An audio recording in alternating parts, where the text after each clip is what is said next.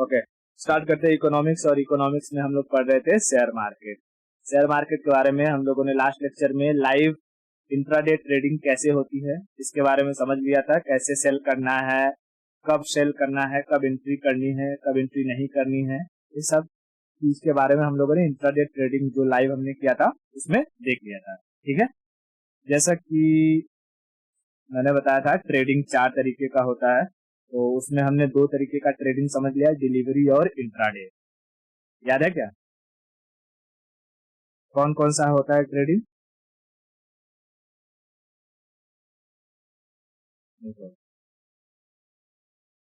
Trading, अगर मैं trading की बात करूं तो हमने देख लिया है डिलीवरी। डिलीवरी किसे कहेंगे?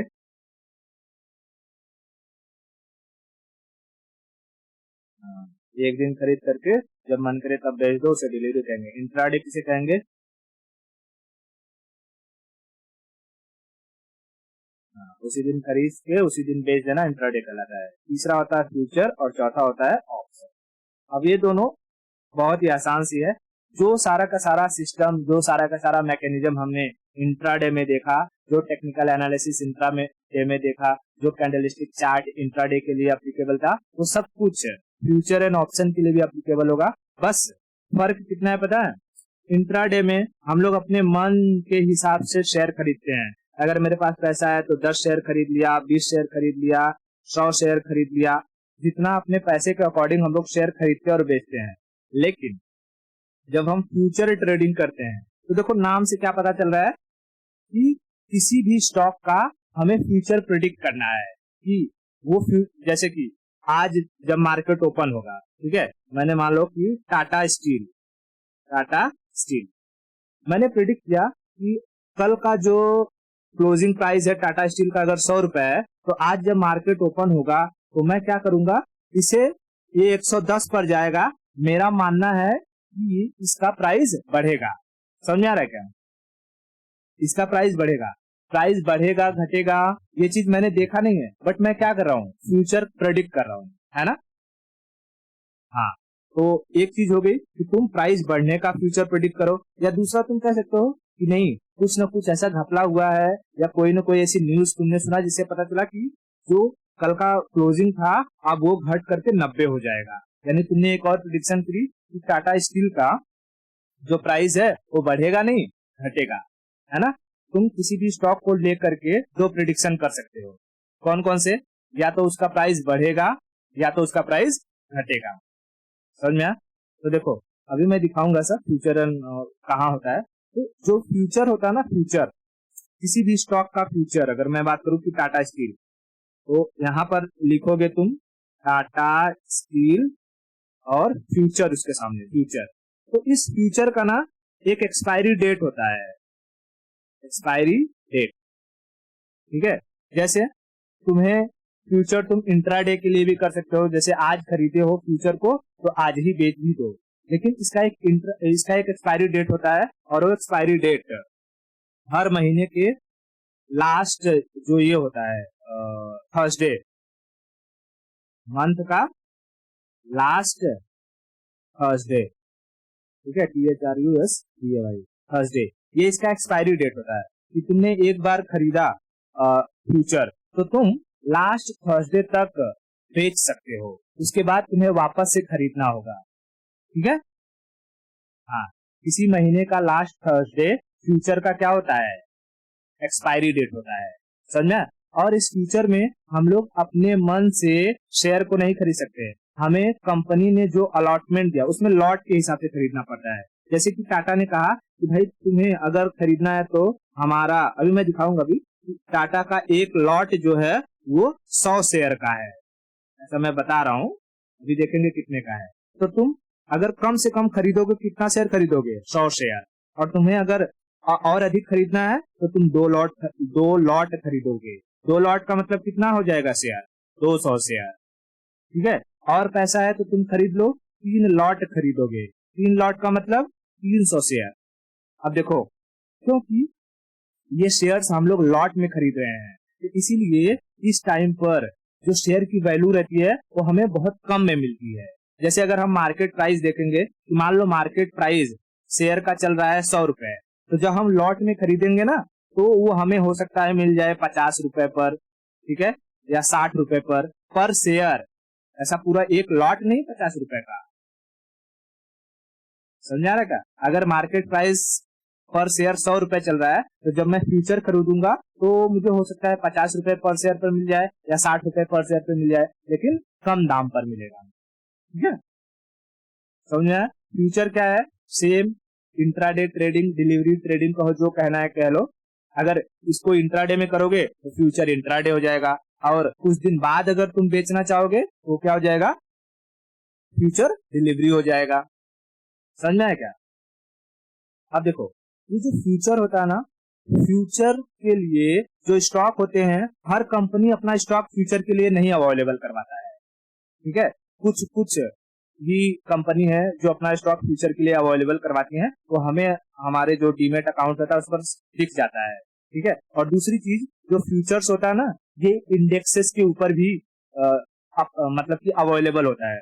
जैसे हमने देखा हमारे पास इंडेक्सेस कौन सा है, एक तो है निफ्टी 50, निफ्टी 50, ये सेंसेक्स के लिए नहीं होता है, सेंसेक्स के लिए नहीं होता है, ये निफ्टी 50 के लिए होता है, या बैंक निफ्टी के लिए होता है, बैंक निफ्टी, ठीक है, बैंक निफ्टी। तो देखो, इंडेक्सेस में अगर हम बात करेंगे, इंडेक्सेस में तो हमें किसका किसका फ्यूचर मिल सकता है? निफ्टी 50 का और बैंक निफ्टी का, लेकिन स्टॉक के लिए तो किसी भी शेयर का जिसका स्टॉक अवेलेबल हो फ्यूचर के लिए। समझ में आया? हाँ। फ्यूचर क्यों कहते हैं? क्योंकि इसमें हमें प्रिडिक्ट करना पड़ता है। जैसे आज मैं जब लाइव ट्रेडिंग कर रहा था, तो मैंने बताया ना कि देखो निफ्टी 50 जो है ऊपर जा रहा है। अगर यही चीज मैं पहले से प्रिडिक्ट करता कि हाँ आज के दिन निफ्टी 50 ऊपर जाएगा और मैं खरीद लेता वो शेयर, तो निफ्टी 50 को मैं डायरेक्टली नहीं खरीदता, निफ्टी 50 का फ्यूचर खरीदना पड़ता मुझे। तो मैं वहां क्या लिखते हैं पता है? निफ्टी 50 फ्यूचर, और इस फ्यूचर के सामने वो डेट दिया रहेगा कि इसका एक्सपायरी कब है, ठीक है। एक्सपायरी कब रहता है? तो कभी भी लास्ट जो ये थर्सडे होता है मंथ का, वो उसका एक्सपायरी होता है। और कभी कभी वो वीक का जो थर्सडे होता है ना, उसमें भी एक्सपायरी दे देता है। अभी मैं दिखाऊंगा वीक का, जैसे कि ये मैं यहाँ अगर देखूं तो दिखाई नहीं देगा उसे वीडियो में। मैं एक्चुअली एक काम करता हूँ, दिखा के ही समझाता हूँ, तब ज्यादा समझ में आएगा। जैसे मैं यहाँ चला गया और यहाँ मैं ओपन कर लेता हूँ ग्रो, ठीक है। देखो ये दिखाई दे रहा है, दो ये क्या लिखा है? निफ्टी 50, ये सेंसेक्स, और यहाँ लिखा है बैंक निफ्टी, ठीक है। हाँ, अब देखो मैं यहाँ क्या सर्च करूंगा, मैं यहाँ सर्च करूंगा निफ्टी 50 फ्यूचर, फ्यूचर का, ठीक है। Bank Nifty, Nifty 50 future, Nifty 50 का दिखा रहा है क्या यहाँ पे? नहीं, निफ्टी 50 का फ्यूचर नहीं दिखा रहा है, तो हम देखते हैं बैंक निफ्टी का शायद दिखा है। निफ्टी 50 का ऑप्शन अवेलेबल है, फ्यूचर नहीं अवेलेबल है, ठीक है। तो हम लोग इसका एक काम कर लेते हैं, ये बैंक निफ्टी का फ्यूचर देख लेते हैं। मैंने बोला था किसी किसी का अवेलेबल रहता है, किसी किसी का नहीं रहता है। Nifty, bank Nifty, bank Nifty future. अब देखो ये क्या लिखा है? बैंक निफ्टी, ये है 25 अगस्त, और इसके सामने लिखा है फ्यूचर। समझा है क्या? मैं इस पे क्लिक करता हूँ, देखो यहाँ देखो लिखा है, इसको ध्यान से समझना, इसमें एक एक टर्मिनोलॉजी। ये है बैंक निफ्टी 25 अगस्त फ्यूचर। ये 25 अगस्त क्या है? अरे फ्यूचर नहीं, 25 अगस्त इस बैंक निफ्टी का एक्सपायरी डेट है। मैं यहाँ कैलेंडर एक ओपन कर लेता हूँ ताकि मैं दिखा सकूँ कैलेंडर 2022। वही गूगल कैलेंडर किया, ये क्या हो रहा है? ओपन हो गया, एक मिनट मैं इसको ओपन कर लेता हूँ थोड़ा। चलो हम लोग देख लेते हैं इसमें। देखो ये कैलेंडर है हमारा। कैलेंडर आज अगर हम देखें तो 29 जुलाई है। देखो यहाँ 29 जुलाई, लेकिन हमारा ये जो फ्यूचर है, फ्यूचर का ये क्या कहते हैं, एक्सपायरी डेट कब है? 25 अगस्त। तो देखते हैं 25 अगस्त को क्या है भाई। देखो 4 अगस्त को पहला थर्सडे, 11 अगस्त को दूसरा थर्सडे, 18 अगस्त को तीसरा थर्सडे और 25 अगस्त को चौथा थर्सडे। यानी इस महीने का आखिरी थर्सडे कब है? 25 तारीख। ठीक है। और यही अगर मैं फ्यूचर खरीदूंगा तो मुझे कब तक के लिए वैलिडिटी मिलेगा? 25 तारीख तक। और 25 तारीख के बाद मुझे वापस से खरीदना होगा। ठीक है। या तो मैं चाहूं तो इसके बाद वाला भी फ्यूचर खरीद सकता हूं। मैं दिखाता हूं। अब यहाँ देखो, यहाँ पर क्या लिखा है? बाई और सेल। देखो बाई कब करोगे? जब तुम्हें लगेगा कि प्राइस बढ़ने वाला है, तब तुम अभी कम रेट पर खरीद लोगे। जैसे यहाँ देखो यहाँ क्या लिखा है? Quantity NSC. लॉट कितने का है? 25 का लॉट है। यानी तुम्हें एक बार में कितने शेयर मिलेंगे? 25 शेयर मिलेंगे। ठीक है, 25 शेयर मिलेंगे। और तुम्हें कम से कम वो 25 शेयर खरीदना ही है। अगर तुम्हें दूसरा लॉट खरीदना है तो देखो मैं बढ़ाऊंगा तो कितना हो जाएगा? 50, फिर 75। समझा? हाँ। अब देखो ऐसे सिचुएशन में यहाँ प्राइस देखो कितना है। प्राइस लिमिट है कि भाई कह रहा है 38,529। ठीक है, 38,529 ये है प्राइस लिमिट। तुम चाहे तो उसको मार्केट, अगर मैं कहूँ क्या है, try placing a limit order. Market order are not allowed for future and option. अच्छा, इसमें जैसा कि मैंने कहा कि तुम्हें प्रिडिक्ट करना रहता है इसका इसका जो वैल्यू है वो बढ़ेगा या घटेगा। तुमने यहाँ देख लिया कि जो बैंक निफ्टी है वो आज के टाइम कितना तारीख है?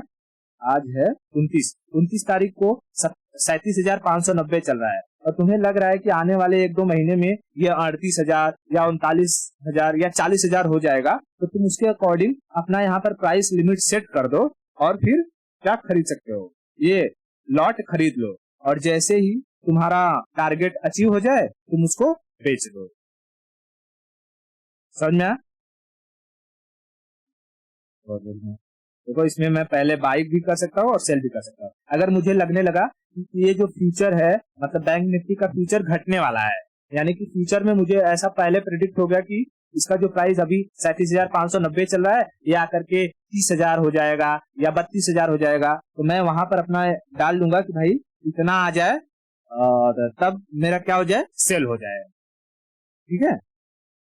या तो मैं अभी इतने पर सेल कर दूं और अगर मुझे लगने लगा कि भाई ये 30,000 जाएगा तो 30,000 जब चला जाएगा तो फिर मैं बाई कर लूंगा, तो मुझे फायदा हो जाएगा, है ना? तो फ्यूचर कुछ नहीं है, बस तुम पहले प्रेडिक्ट करते हो कि भाई किसी भी जो ये पूरा इंडेक्स है इसका क्या ट्रेंड जाएगा, इसका ट्रेंड अपवर्ड जाएगा या इसका ट्रेंड डाउनवर्ड जाएगा।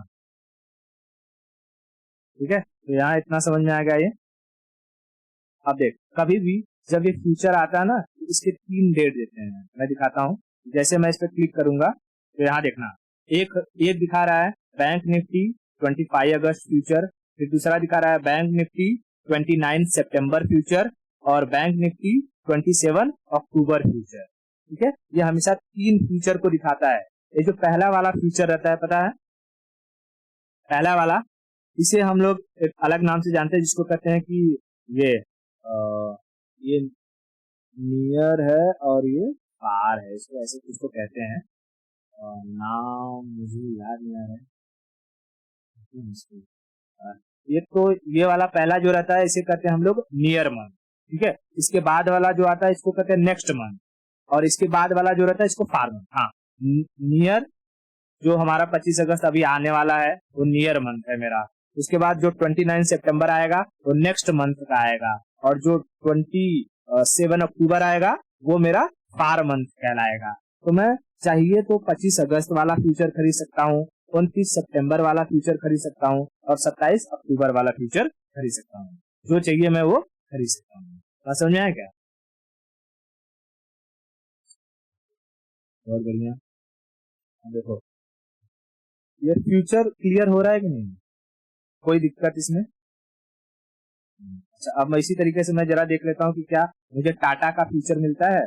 Tata steel steel future, Tata steel,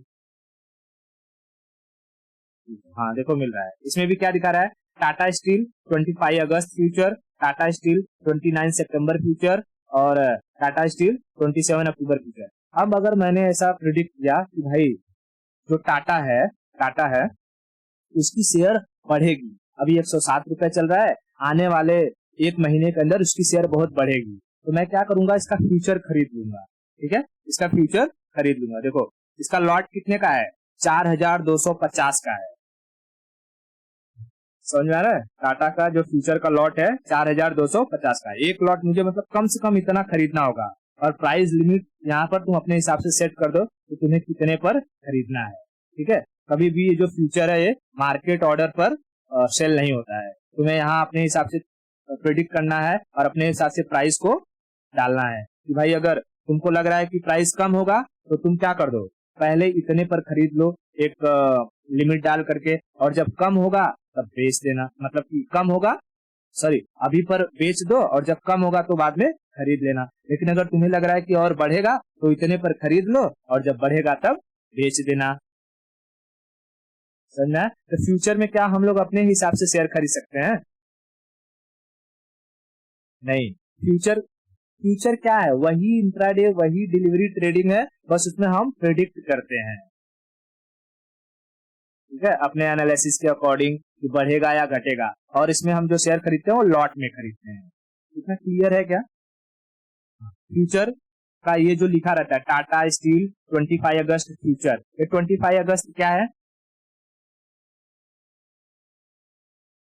इसका फ्यूचर का एक्सपायरी डेट है। ठीक है, इस फ्यूचर का एक्सपायरी डेट है, एक तरीके का एग्रीमेंट की तरह है कि ठीक है मैं ना टाटा स्टील का इतना शेयर पहले ही खरीद लेता हूं, और अगर टाटा शेयर बढ़ा तो मैं बाद में बेच दूंगा, और घटा तो भाई मेरा लॉस चला जाएगा। समझा है क्या?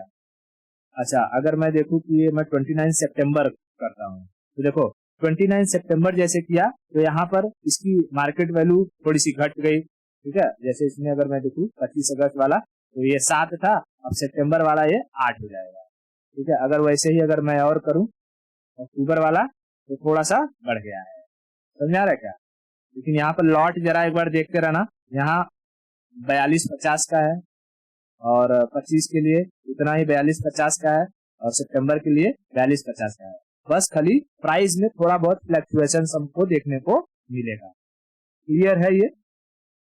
तो हम किसी भी स्टॉक का फ्यूचर खरीद सकते हैं और बैंक निफ्टी का फ्यूचर खरीद सकते हैं। ठीक है, जैसे मुझे इसका निफ्टी 50 का फ्यूचर नहीं, निफ्टी 50 का ऑप्शन मिल जाएगा। देखो यहाँ पर अगर हम देखें तो हमको क्या क्या दिखाई दे रहा है, एक है फ्यूचर एंड ऑप्शन, ठीक है, फ्यूचर एंड ऑप्शन ट्रेडिंग है। ठीक है, और दूसरा है इंट्राडे है।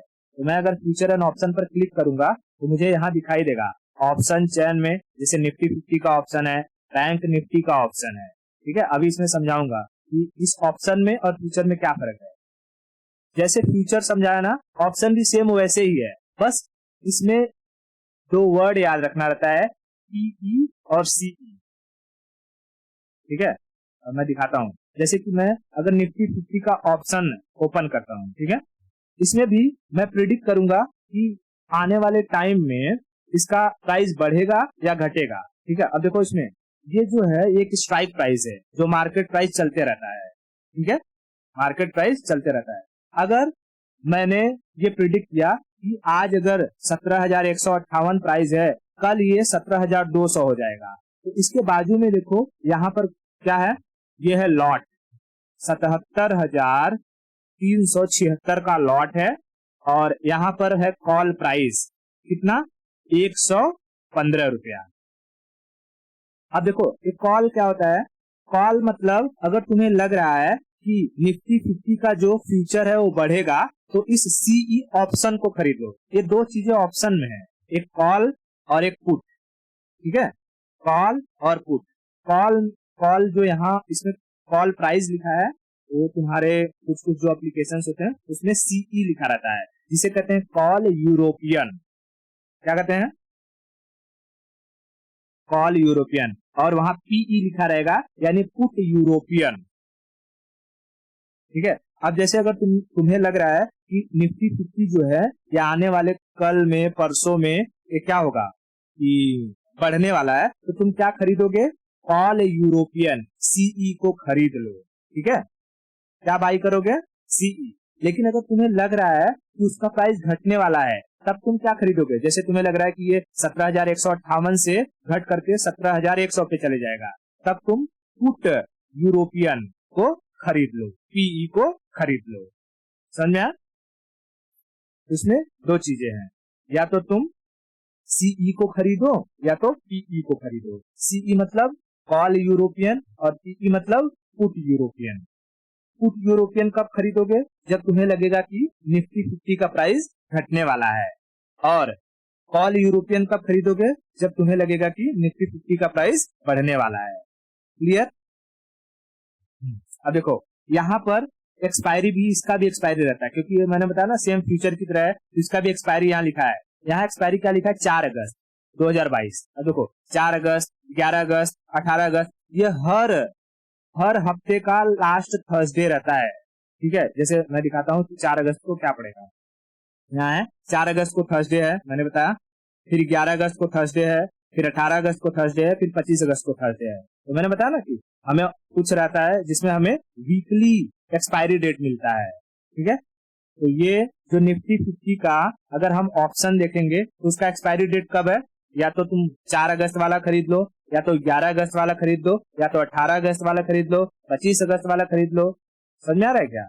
तो तुम जितना दूर जाओगे उतना यहाँ पर देखना प्राइस कम होते जाएगा। ठीक है, अगर तुमको लग रहा है कि उतने दिन में सॉरी यहाँ से प्राइस बढ़ते जाएगा, ये क्योंकि जितना दूर जाओगे उतना इसके प्राइस के बढ़ने की संभावना भी बढ़ जाएगी, और जब प्राइस बढ़ने की संभावना बढ़ जाएगी तो इसका प्राइस भी बढ़ते जाएगा। ये लॉट का है ना, लॉट का प्राइस भी बढ़ते जाएगा। लेकिन जितना पास रहोगे, जैसे मैं इसको कर दूं 4 अगस्त, ठीक है 4 अगस्त देखो यहाँ पर देखो, तो तुम्हें 77,376 जो शेयर है, पर शेयर के हिसाब से 115 रुपए तुम्हें इन्वेस्ट करने होंगे। ठीक है, हाँ।